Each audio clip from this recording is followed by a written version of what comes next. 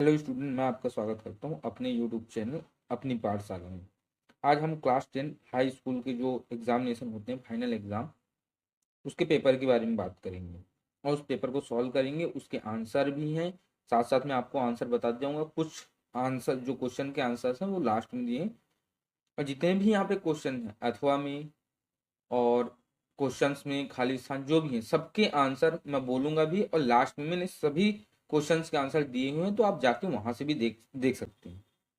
देखिए, ये सब पता है आपको। यहाँ पे सीरियल नंबर लिखना होता है, यहाँ पे आपका रोल नंबर रहता है, और यहाँ पे ये डिटेल्स दी गई हैं एग्जाम्स की। ये सेट नंबर बी है आपका। 3 घंटे का एग्जाम होता है, 75 मार्क्स का। यहाँ पे कुछ इंपॉर्टेंट नोट्स दिए गए हैं, आप चाहें तो इसको पढ़ सकते हैं। इसी के हिसाब से क्वेश्चन आप आगे सॉल्व कर सकते हैं। चलिए हम पहले क्वेश्चन की तरफ आगे बढ़ते हैं। पहला क्वेश्चन आपका सही विकल्प है। ये देखिए, इसमें आपको 6 क्वेश्चन टोटल दिए गए हैं, और 6 की 6 पूरे ही सॉल्व करनी है ना। तो इसमें क्या, पहला क्वेश्चन आपका है, बाल गोविंद भगत साहब मानते थे। इसमें 4 ऑप्शन दिए हैं, 4 ऑप्शन में से इसमें से सही आंसर क्या है आपका, कबीर। तो इसका कबीर आंसर हो गया। सेकेंड नंबर का क्वेश्चन है, वह धीरे धीरे चलने लगा। इस वाक्य में क्रिया विश्लेषण का भेद है। क्रिया विशेषण का भेद है, इनमें 4 ऑप्शन आपको दिए गए हैं, चारों में से आपको एक बताना है कि कौन सा है। तो इसमें रीतिवाचक जो है ये आपका आंसर हो गया। नेक्स्ट तीसरे नंबर का जो क्वेश्चन है आपका, इस नंबर का क्वेश्चन है, इसमें भूपत का, ये इसका आंसर होता है, ये इसका आंसर है। अब देखिए, रीतिकाल के कवि थे। इसमें रीतिकाल के कवि कौन थे, रीतिकाल के आपके कवि थे भूषण। ये हो गया। देखिए, मैं सभी क्वेश्चन नहीं पढ़ पाऊंगा क्योंकि बहुत बड़ा पेपर है, तो कुछ कुछ चीजें आपको बताते जा रहा हूँ और आंसर भी बताते जा रहा हूँ। आंसर आपको पूरे ही बताऊंगा मैं। तुलसीदास की रचना है। तुलसीदास की रचना कौन सा है, विनय पत्रिका। 10वें रस का नाम है खाली स्थान। तो इसमें आपका आंसर हो जाएगा द नंबर का, वात्सल्य। नेक्स्ट क्वेश्चन है आपका दूसरा, रिक्त स्थान की पूर्ति करना। इसमें भी देखिए 6 हैं, 6 के 6 ही आपको करने हैं। इसमें ऑप्शन भी हैं आपको, 3 3 4 4 ऑप्शन सब में दिए गए हैं। संधि के खाली स्थान भेद होते हैं, आपको ये बताना है। तो संधि के अपने क्या होते हैं, 2 भेद होते हैं। तो एक 2 नंबर का जो आंसर है वो सही है। हिमालय की तीसरी सबसे बड़ी चोटी कौन सी है, तो आपको लिखना है कंचनजंगा। ये वाला इसका आंसर हो जाएगा। सूरदास के खाली स्थान गुरु थे। खाली स्थान मतलब कौन थे गुरु इनके, सूरदास के गुण लिखना है, सॉरी, हाँ, गुरु का नाम लिखना है। तो आप इसमें लिख सकते हो सूरदास के रामदास। तो ये जो आपका क्वेश्चन था तीसरा नंबर, ये फिर से आप रिपीट कर लीजिए, ये आंसर गलत है और थोड़ा सा क्या है, हमारे लिखने में मिस प्रिंट हो गया था जब फोटो खींचे थे। सूरदास के गुरु थे, तो इसमें आ जाएगा वल्लभाचार्य। चौथा है, चौपाई छंद की प्रत्येक पंक्ति में खाली स्थान मात्राएं होती हैं। इसमें जो मात्राएं होती हैं वो लिखना है। चौपाई छंद की प्रत्येक पंक्ति में 16 मात्राएं होती हैं। तो आप जो भी 16 नंबर का है तो उसको आंसर कर सकते हैं यहाँ पे। प्रबंध वाक्य के खाली स्थान भेद, तो इसमें जो आएगा आपका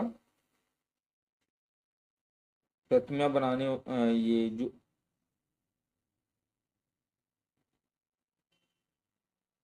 2 नंबर का आंसर है इसका, ये 2 होती है,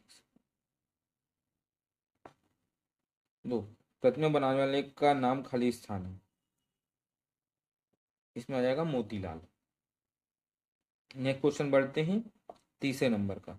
जो ए, देखिए आपको इधर और इधर दोनों को देखना है, मैं सही जोड़ी मिला रहा हूं इसका, आप देखते जाइएगा।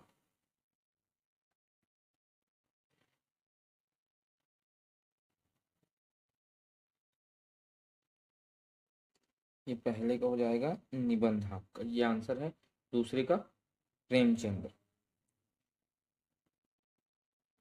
तीसरे का तीसरे का आंसर आपका होगा एकमात्र सहारा।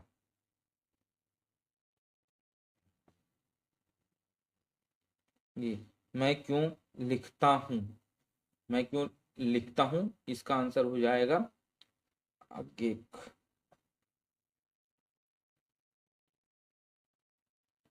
कमायनी जयशंकर प्रसाद, ये हो गया। इसके बाद आता है मानवीय प्रक्रियाओं का आरोप, इसमें आएगा मानवीय प्रकरण करण, ये इसका हो गया। आप देख लीजिएगा और मिला लीजिएगा। चौथे नंबर का सॉल्व करते हैं, एक वाक्य में उत्तर दीजिए। एक अनार 100 बीमार का अर्थ क्या है? यहाँ पे एक शब्द में इसका आंसर देना है, तो इसका आंसर होता है वस्तु कम और चाहने वाले अधिक होते हैं, मतलब एक वस्तु के को लेने वाले बहुत हैं, ये इसका आंसर हो जाएगा। इन सभी के आंसर आपको लास्ट में यहाँ पे दिए हुए मैं दिखा देता हूँ। इन सभी के आंसर यहाँ पे ये लिख रखे हैं, यहाँ से आपका आंसर चालू होता है, तो आप देख लीजिएगा। ये देखिए पहले वाले का आंसर है, ये दूसरे का है खाली स्थान का, ये तीसरा सही जोड़ी का है। जो अभी हम बात कर रहे हैं वो उसके आंसर ये है। एक अनार 100 बीमार का अर्थ होता है वस्तु कम चाहने वाले अधिक। ये पहला क्वेश्चन है आपका, यहीं यहीं से आपको पूरे आंसर आप देख सकते हैं। दूसरा क्वेश्चन है भोलेनाथ की पिताजी गंगा के आटे की कितनी गोलियों प्रवाहित करते थे? तो 500। ये आपका दूसरा दूसरा भी हो गया। तीसरा है, तीसरे का आंसर भी वहीं पे आपको लिखा है। चौथा है रस के कितने अंग होते हैं, वो भी वहां पे आपको लिखा गया है। देखिए हमारा तीसरा क्वेश्चन छूट गया था, कवि निराला ने बादलों की तुलना किससे की है? तो बादल कल्पना से, बाल कल्पना से, है ना। चौथा होता है रस के कितने अंग होते हैं, तो रस के 4 अंग होते हैं, आप लिख सकते हो 4 अंग होते हैं। गद्य की 3 गौण विधियां लिखिए, तो इसमें आ जाएगा जीवन, आत्मकथा और स्मरण। ठीक है, ये तीनों आ जाएंगे इसमें। ये 5वां हो गया आपका। 6वां हो गया समास के कितने भेद होते हैं? समास के 6 भेद होते हैं। 5वां क्वेश्चन आपको सत्य असत्य लिखना है। जो जीता ना जा सके उसे अजय कहते हैं, सही है, मतलब ये सत्य होगा, ट्रू। इसमें सही का निशान लगा देते हैं, जो गलत होगा उसमें कट का निशान लगा देंगे अपन। तो ये सत्य असत्य वाली बात है। दूसरा होगा प्रिय विकल्प को घुमाने से पाप नहीं धुलते हैं, गलत, असत्य, है ना। आपका दूसरा भी हो गया। तीसरा होगा हिरोशिमा में परमाणु बम गिरा था, सत्य है, सही चीज है, गिरा था। चौथा मुख्य गायक के स्वर चट्टान जैसे भारी और गंभीर थे, है ना, ये भी सत्य है। दोहा एक सममात्रिक छंद है, गलत, है ना। चौथा आदमी ने पहल आग का आविष्कार किया था, सत्य। अब यहाँ से आपके क्वेश्चन आंसर चालू हो रहे हैं। देखिए इसमें भी 2 क्वेश्चन हैं, है ना, यशपाल और मन्नू भंडारी, इनमें से किसी एक को लिखना है। मैंने दोनों के आंसर वहां पे दे रखे हैं, आप दोनों का लिख सकते हो। इसमें 2 रचनाएं लिखनी है और 2 शैली लिखनी है। यशपाल अथवा मन्नू भंडारी जी का साहित्य परिचय निम्न बिंदुओं पर लिखिए। तो इसका आंसर आपका यहाँ पे दिया हुआ, मैं दिखा देता हूँ आपको। ये आपका सत्य सत्य हो गया। ये 6वें नंबर का क्वेश्चन। पहले यहाँ पे जो दिया गया है यशपाल जी का दिया गया, तो पहले यशपाल जी का लिखा गया, 2 रचनाएं ये यहाँ पे लिखी हुई हैं। फिर उसके बाद उसकी शैली का भी लिखना था, तो शैली भी लिखी गई है ना। उसके बाद आप यहाँ पे देख सकती हैं, यहाँ पे मन्नू भंडारी जी का यहाँ से चालू होता है, तो सेकंड नंबर पे उनका भी। तो ये तो मैंने दोनों आंसर लिखे हैं, आप चाहें तो इनमें से जो एग्जाम आता है उनमें से एक ही आंसर लिखना है, तो आप देख सकते हैं। 7वें नंबर का जो क्वेश्चन है आपका, चैन ना होते हुए भी चश्मे वाले को लोग कैप्टन क्यों कहते हैं? ये उसका आंसर है आपका, है ना। देखिए हम दिखाते हैं आपको।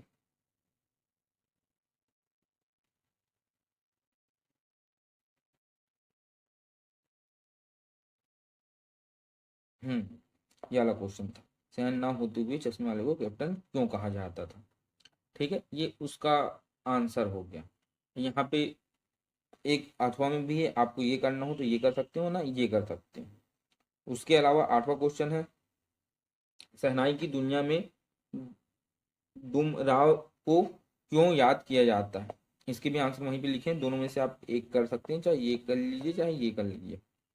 सेम उसी प्रकार की ये है, इनके मुहावरों का अर्थ और वाक्य का प्रयोग करके बताना है आपको कि भाई खून पसीना एक करना, तो साफ बात है, इससे आपको समझ में आ रहा है इसका अर्थ होता है बहुत अधिक मेहनत करना, मतलब बहुत कठिन परिश्रम करना, जी जान लगा के मेहनत करना, ये इसका अर्थ हो जाता है। और फिर वाक्य चाहे तो आप कुछ भी बना सकते हैं।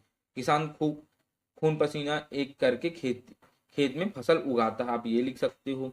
या आप ये भी लिख सकते हो, मैंने खून पसीना एक करके परीक्षा पास करने के लिए खूब खून पसीना बहाया, बहुत मेहनत की, आप जो भी चाहें वो लिख सकते हैं। दाल ना गलना मतलब बात ना बनना, काम का सफल ना होना, जो भी आप करना चाहें।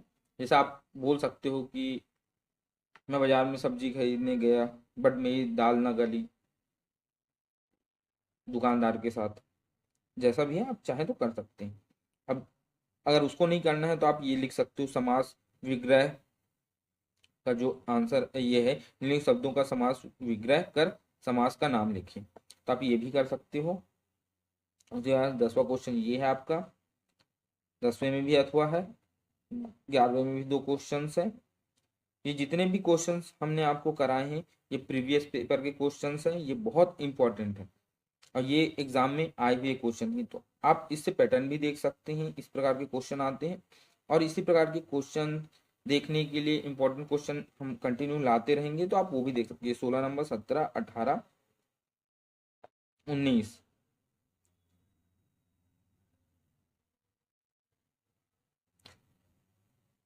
इसमें भी देखिए 2 क्वेश्चन है ना। यहाँ पे आपको अपने से बना के लिखना है, बढ़ती महंगाई के संबंध में ग्राहक और किराना दुकान के मालिक के बीच में जैसे बातचीत होती है। भाई आप दुकान में जाते हो, आप बातचीत करते हो कि इतना महंगा क्यों है, तो दुकानदार बताता है कि ट्रांसपोर्टेशन इतना महंगा है, लाने का भाड़ा, लेबर चार्ज, ये सब। तो जैसे यही सब चीज़ें आपको बना के इसमें लिखनी है और कोई बहुत बड़ी दिक्कत नहीं है। आप कंटिन्यू हमारे यहाँ पेपर देखते रहिए, आपको सब समझ में आ जाएगा। यहाँ पे देखिए आपको आवेदन पत्र लिखना है, नगर पालिका अध्यक्ष को मोहल्ले में नियमित सफाई के संबंध में आवेदन पत्र लिखना है। फिर यहाँ पे अथवा में एक और निबंध है, दोनों में से एक कर सकते हैं। निबंध बोलता हूँ, आवेदन पत्र है, अपने मित्र को अपने भाई की शादी में सम्मिलित होने के लिए पत्र लिखो। 4 नंबर क्वेश्चन है, आप पैटर्न वाइज लिख सकते हो, वहाँ पे प्रॉपर पैटर्न हमने दिया हुआ है, आप पैटर्न देख के कर सकते हो। पैटर्न मोस्ट इंपॉर्टेंट होता है, क्योंकि जो एग्जाम में क्वेश्चन चेक करते हैं और वो मेन पैटर्न देखते हैं, क्योंकि वो ज़्यादा अच्छे से क्वेश्चंस नहीं देखते हैं कि आपने क्या लिखा, पैटर्न आपका सही होना चाहिए। सेम उसी प्रकार से इसका भी निबंध जो लिखते हैं, हमने प्रदूषण का वहाँ पे सॉल्व कर रखा है, तो आप प्रदूषण का लिख सकते हो। पूरा जो पैटर्न होता है हेडलाइन डाल के प्रॉपर ही लिखना, तो आपको पूरे नंबर मिलेंगे। देखिए यहाँ 2 गद्यांश दिए हुए हैं, इनको दोनों को पढ़ के आपको इनके आंसर लिखने, 3-3 क्वेश्चन है दोनों में, 3 अथवा वाले में भी है और 3 इसमें भी है। तो आप तीनों ये करना चाहें तो ये कर सकते हैं, नहीं करना है तो ये कर सकते हैं। देखिए यहाँ पे आपके सारे क्वेश्चंस के आंसर यहाँ पे दिए गए हैं, और आपको कोई भी प्रॉब्लम्स होती हैं तो आप बता सकते हैं, हम आपके लिए और भी क्वेश्चन पेपर, देखिए मैंने आपको बोला था ना, ये जो मैं आपको दिखा देता हूँ निबंध के पैटर्न और आवेदन पत्र के। देखिए पहले स्टार्टिंग पेज से लिखना चालू कीजिएगा, सेवा में फिर इतने जगह छोड़ना, ये सब चीज़ें जो भी आपका नाम है महोदय करके यहाँ पे सारी चीज़ें इसी पैटर्न में लिखिएगा। ये वाला जो एरिया होता है ये आप बना के भी लिख सकते हैं, कोई प्रॉब्लम नहीं, बट ये सारी चीज़ें आपको व्यवस्थित लाइन के साथ स्पेस दे के सारी चीज़ें ये लिखनी होती हैं, आपको ये ध्यान रखिएगा। अगर ये वाला भी लिखते हैं तो नए पेज से ही स्टार्ट कीजिएगा, मतलब आवेदन पत्र जब भी लिखा जाता है तो नए पेज में ही लिखा जाता है। उसी प्रकार से निबंध जब आप लिखेंगे तो निबंध भी आपको हेडलाइन दे के, जैसे ये रूपरेखा का पूरा ये है, पहले आपको ये लिखना पड़ेगा हेडलाइन दे के, फिर इन्हीं हेडलाइन को विस्तार से आपको लिखना है, जैसे प्रस्तावना, प्रदूषण के प्रकार, कारक, कारण, प्रभाव, पर्यावरण संबंधित चीज़ें, और देखिए उसका समाधान भी आपको लिखना पड़ेगा यहाँ पे, है ना। तो इसी प्रकार से आप चीज़ें लिख सकते हैं, निष्कर्ष लिख सकते हैं, फिर समाधान के बाद उसका, ये सारी चीज़ें आपको लिखनी पड़ेंगी और आप अच्छे से लिख सकते हैं। अगर आपको और भी इस निबंध के बारे में चाहिए हो तो आप कमेंट कर दीजिएगा, उसके भी हम आपको लिंक भेज देंगे प्रॉपर। ये देखिए वो गद्यांश जो मैं आपको लास्ट में बताया था, ये पूरे हैं, आप कर सकते हैं। नेक्स्ट वीडियो में आपके लिए गणित लेके आ रहा हूँ, इसके बाद इंग्लिश और बाकी सब्जेक्ट की भी लेके आएंगे।